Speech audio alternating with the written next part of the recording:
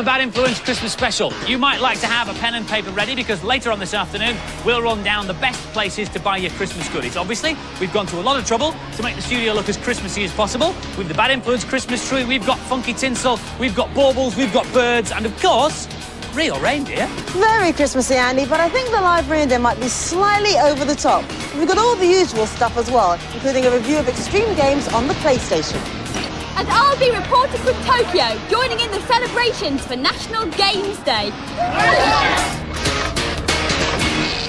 But first, 'tis nearly the season to be jolly, and that means Christmas cards. This year, though, instead of sending, mind yourself, Bob, sending the standard boring ones, I'm going to send ones I've designed on a new bit of software called Card Studio. It comes with some finished examples to get you going, from funny cards like this one to more serious ones like this. The best thing about designing your own cards, though, is the chance to be original. This is the card I've nearly finished. I've taken a picture of our Bad Influence studio and imported it in. I've also added one or two bits and pieces, but now I've got to add, well, Bob the reindeer, obviously, and what about Father Christmas? So we'll go to the art book. There are lots and lots of pictures to choose from. Anything from angels to presents, and reindeer. Now, let's see which one looks most like Bob. I think this one myself, so we'll select that one. Now we need Father Christmas, and if we close the book, the reindeer and the Father Christmas we've selected will return to my card. OK, that's looking good. Now, what about a bit of tinsel? Well, you can draw freehand in this package as well, and I'll put some down here on the front of the set. And what about some on Bob's antlers? Terrific. Now we need a message for inside the card. Well, I've already put one in that says Merry Christmas, Sonya, love from Andy, and for the finishing touch on the back, you can even add a barcode. And so you can see it more clearly, I'll enlarge it to the full size of the card. There, now you can see it says, including minimum of 10% post-consumer fibre and 40% fake barcode. So now all I have to do is click on print, and the computer does the rest. But why not cut out the middleman and send a completely electronic Christmas card? This software is called Animated Greetings, and it lets you send a colourful, interactive screen to someone. The lucky person who gets the card has to complete a simple task to get their Christmas message. In this one, you have to successfully match hidden pairs. In this one, you have to clean windows. Now, I'm just finishing off a card for Andy by adding a voice message. I'm going to record that right now. Hi, Andy. Now I can preview the card. Now, in order for Andy to get his Christmas message, he first of all has to colour in the card, which I'm going to very quickly and very roughly do. And once you've finished the card, you can send it either by email or on floppy disk to the computer nerd in your life. Hi, Andy. Merry Christmas. Merry Christmas, Sonia. I hope you like the card. It took me hours to make. Oh, thank you. Here's yours. Oh. Our main review this week is Extreme Games on the PlayStation. It's a racing bash-em-up along the same lines as Road Rash, where you ride a choice of mountain bike, rollerblades, skateboard or street luge, a sort of one-person sledge on wheels. The aim is to get through gates to collect money and finish in first place using skill or underhand violence. But is Extreme Games on the right track? Here's Saul. Don't be fooled into thinking this is just slick graphics. It's definitely got the gameplay to back it up. Overall, this is a really fast-moving game and there's no glitches at all. It's not just straightforward racing, which is good. You have to pass through different coloured gates and negotiate jumps. And an important part of the gameplay is that you have to play dirty. You can push your opponents off the track, and with practice and precision timing, you can knock them into obstacles which are dotted around the track. The gates you go through in the game give you different things. The yellow gates give you season points, and the green gates give you cash which you can spend later on. There are secret tunnels hidden away on the edge of tracks, and they're quite difficult to get into. But once you are in them, they offer you shortcuts to the end of the level so you can catch up valuable places. And also, there's extra gates for you to go through to get extra money and extra season points.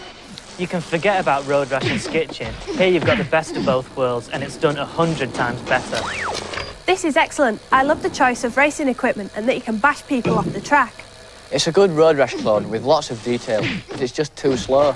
And the scores for Extreme Games, both the boys and the girls agree. It's a road racing, bike bashing, gate grabbing 4. So, a good score there for Extreme Games. And in America, you can get an unusual skateboard controller for the game that goes faster when you press forward, slower when you press back, and even jumps when you stamp on it. Believe me, it's harder to use than it looks. Time now for our globe-trotting reporter, who this week is in Tokyo finding out how Japanese gamers spend their day off.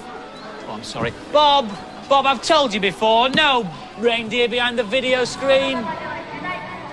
We all know that in Japan, everyone works hard all the time. But today's a bank holiday. It's called Kinro Kansha Nohi, which means Labour Thanksgiving Day. Yes, it's a holiday to celebrate work. But I've come to an area of Tokyo called Shibuya. And here, instead of celebrating work, they're going to celebrate video games. Tokyo's game players are serious beat-em-up fans, and as part of the festivities, they're holding a costume competition featuring characters from top fighting games. Everyone has their favourite character. There's Ray Ray from Vampire Hunter,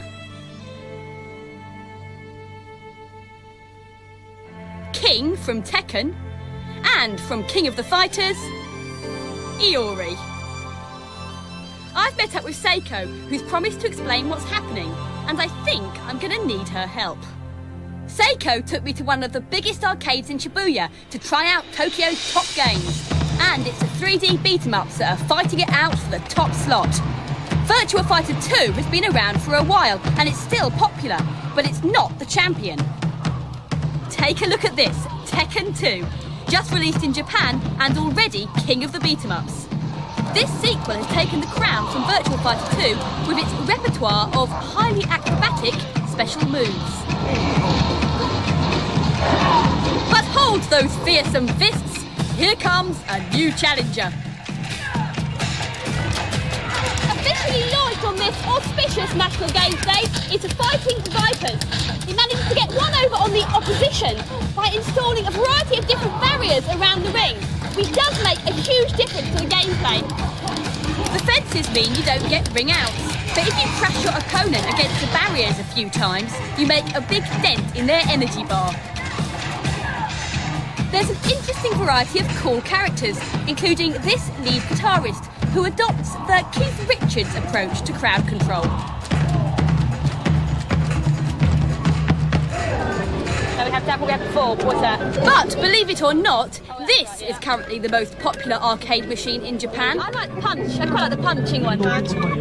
It's not a game, it's a photo booth that lets you choose a pretty frame for your picture. One, two, three. The photos are then printed out as a sheet of stickers.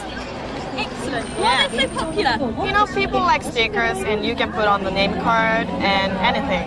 What should we do with these then? So, all you do is stick them on books or on this print club board. Seiko and I are now officially members of the print club.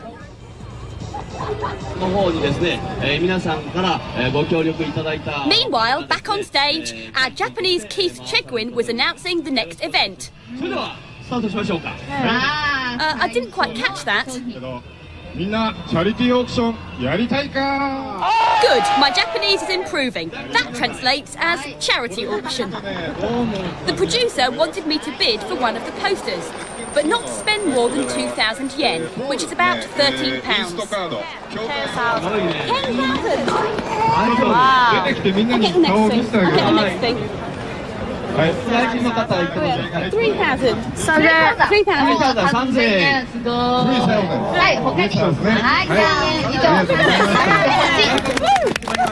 And I bid 3,000 yen for 2 green crocodiles. I better get some money now. Bye everyone. Thanks, Keith. Well, the game's playing is going on late into the night, but I've had a brilliant day. Thanks a lot, Seiko. You're welcome. You know, I think we should have at least several National Games Days back in the UK.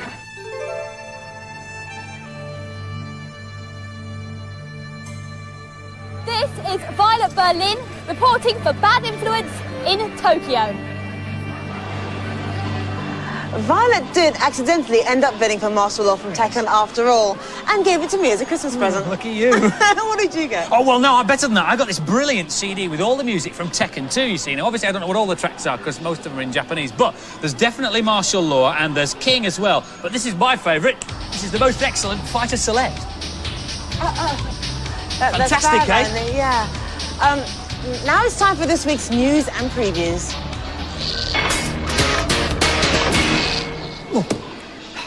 Mustachioed plumber Mario is returning to the SNES, but this time something is different. The Super Mario role-playing game, or RPG for short, places our hero in an isometric 3D world, which he must explore in order to find and rescue the long-suffering Princess Daisy. It should be out next summer. Why mess around with train sets this Christmas when you can play with a whole transport empire? Transport Tycoon Deluxe is a revamped version of the classic Transport Tycoon, where you build and control fleets of trains, ships and planes in a bid to become seriously rich. Transport Tycoon Deluxe should be in the shops now. The latest game to be dressed up in high-tech graphics is the royal and ancient sport of golf. Actua Golf on PlayStation features motion-captured sprites, accurate 3D scenery and a variety of surprisingly useful camera views. Actua Golf should be released next year. And now for some more of this week's games releases reviewed by our expert panel. The coolest sprite in history struts his funky stuff onto the Mega Drive and SNES this week in Spot Goes to Hollywood. Spot is thrown into the backlot of a movie studio where he solves puzzles, collects red spots, and all the while avoids the movie world's greatest baddies. This one's a sort of Terminator Spot. The game is also out on PlayStation and Saturn in early '96, but for now, here's Sally with the Mega Drive version. This is a major improvement on the first one. It's been updated to make it more exciting, and the further you get into the game, the better it becomes. This is the haunted house level, presumably based on Ghostbusters. The game's really hard to control. It feels like the D-pad's reversed. The enemies, you can't shoot them from behind, you've got to face them, and it takes a lot of ammunition to kill them. There's a variety of levels, so there's something for everyone. This is the Indiana Jones level, which is very different from the other levels.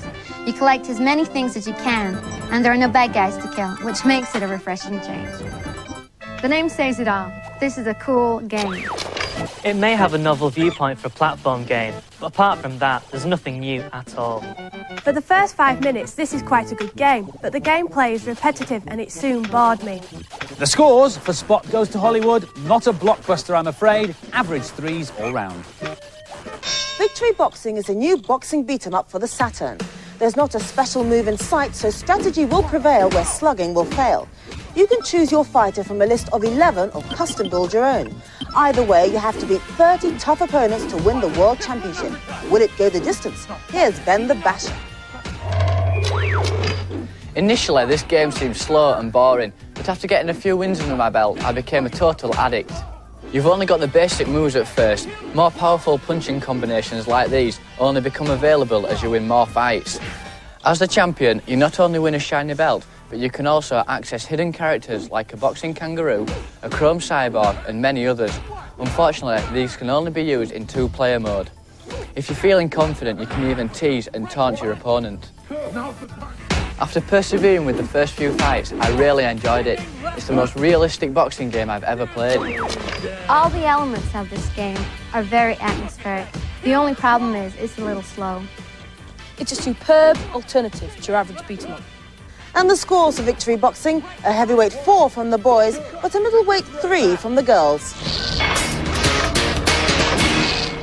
TV presenters don't come more polished than the one you're looking at now. I didn't write that bit, but if TV bigwigs get their way, human presenters could soon become a thing of the past. It's no secret that computer graphics have taken over the film world, but it's one thing generating a Jurassic dinosaur, entirely another to create an accurate computer-generated human being. The most human-looking computer-generated character so far was probably the entirely inhuman T-1000 from the movie Terminator 2. Actor Robert Patrick had to suffer for his art. He had a grid felt tipped on his body and was then filmed from lots of different angles. The results were used to generate a 3D computer model of his body that could be animated at will. Film graphics like those require very expensive, very powerful supercomputers, but now there's a system available that lets you animate characters in real time. First, you have to scan your character into the computer, anything from, a reindeer, to an alien like this created with computer graphics. But then the animation is all done, as Sonya is finding out, with spots. Oh, yes, indeedy. These are reflective spots that can be detected by the headset. And as I move my eyes or my mouth, the movements are recorded into the computers. Now, we're going to need to bring the lights down so you can actually see the screen properly. Now, if you look on the screen, you can see the points, as I said, marked up by the reflective spots on my face. And as I'm moving, so are they. So, for instance, that point there is my chin. My lips are here. These are my cheekbones. And those very uneven things up there are actually my eyebrows. So here's me as a megalomaniac alien. And if you add the right tape with the voice that you want, the effect can be quite convincing. I won't stop until I control the whole universe. Whoa, you can stop that there. You controlling the whole universe is a bit scary. Back here in the real world, well, almost. It's time for the last virtual violet of the year with our top 10 games of 95. At number 10 in my personal chart, it's Rapid Reload on the PlayStation, an old-style 2D shooter that laughs in the face of the 3D gaming revolution. Haha. Grinning away at number 9, it's Kid Clown in Crazy Chase, an interactive obstacle course on the SNES. Number 8 fueled my passion for bikes and brain teasers, Full Throttle on PC CD. It looks dull, and if you play it, you'll become dull. But Mario's Picross makes it to number 7 because it's more addictive than Tetris. Get out your tennis rackets and your virtual picks and strum along to my number 6. It's Quest for Fame on PC CD, a Popstar-style jam-em-up for the musically challenged. At number 5, Uni-Rally on the SNES. It's totally unique. Well, if you know of any other sideways scrolling stunt unicycle race games, just let me know. Those gormless green-haired rodents get a look in at number 4 in 3D Lemmings. Once you get your head around the camera angles, it's superb.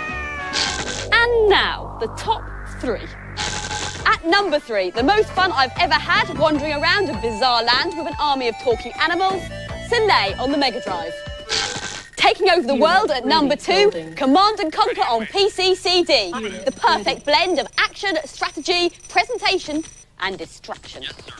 And for the big number 1, it's Yoshi's Island on the SNES.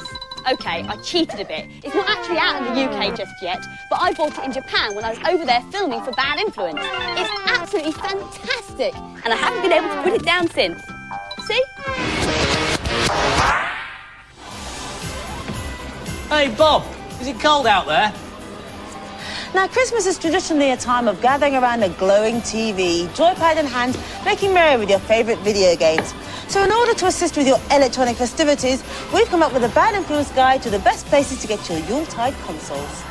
If you're hoping for, or lucky enough to be expecting, a super console, tell Santa the best place to get a PlayStation with one joypad and a demo disc is Toys R Us, who sell it for £287.99, £12 cheaper than anywhere else. The Saturn is £299 in most stores, but Game offer a special pack featuring Victory Goal, Daytona USA and an extra pad for £379, a saving of £35 on buying the game separately. And if you're looking to trade up, Electronics Boutique, the new name for Future Zone, will give you £100 off either Super Console if you trade in a Mega Drive or SNES with 10 games. But remember, there's a lot of life left in the SNES and Mega Drive. Each can be found bundled with lots of games this Christmas. The best SNES offer we found is at Argos, packaged with Super Metroid and 4 Mario games for $94.99. Or if you're a Mario addict, Dixon sell it with all 5 of his classic platform adventures for $99.99. At Electronics Boutique, the Mega Drive comes with 6 games, including the classic Golden Axe and Collins for $89.99, while Games sell it without any software for $54.99. For more Christmas console bargains, check out the Bad Influence Worldwide website. The address comes up at the end of the programme. Now, we've no competition this week because it's the last show before Christmas, but last week's competition was for a Saturn and 46 games. Some now, some next year when they're released. The competition question, how many moons orbit the planet Saturn? The answer is 17, and if this is your name on the screen now, congratulations, you're a Bad Influence winner. 10 runners-up get Bad Influence Bad Crew T-shirts, and your names are running across the screen now. Just before we go, a date for your diary. 20 to 5 on Tuesday the 2nd of January is the time for the Bad Influence Review of the Year. Join us. We'll have celebrity game reviewers, bands in the studio and even computerised jugglers. We'll see you then. Have a lovely Christmas. Have a nice Christmas. Bye-bye. Bye-bye.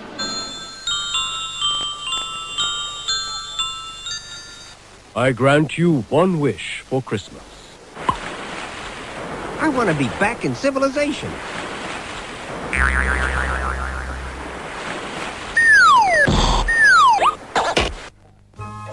Ho, ho, ho!